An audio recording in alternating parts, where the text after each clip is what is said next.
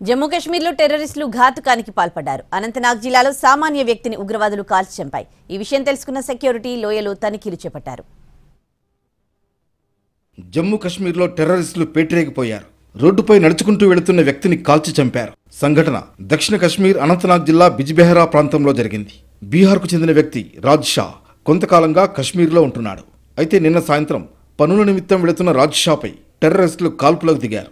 Bullet గాయాలైన Raj షాను సమీపంలోని ఆసుపత్రికి తరలించారు స్థానికులు. యువకుడు ఆసుపత్రిలో చికిత్స పొందుతూ చనిపోయాడు. టెర్రరిస్టులు రాజ్ షాపై ఎందుకు కాల్పులు జరిపారో, ఎందుకు చంపారో తెలియదంటున్నారు పోలీసులు.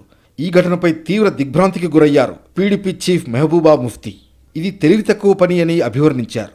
అటు ఎన్సీ చీఫ్ ఫరూక్ అబ్దుల్లా సైతం కాల్పులపై స్పందించారు. ఈ ఘటన షాక్కు గురిచేసిందన్నారు.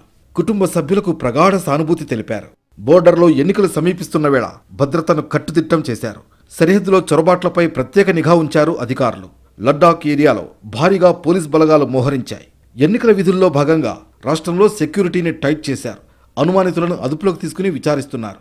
రాత్రి వేళల్లో కూడా గ్రామాల్లో సోదాలు, తనిఖీలు చేపడుతున్నారు.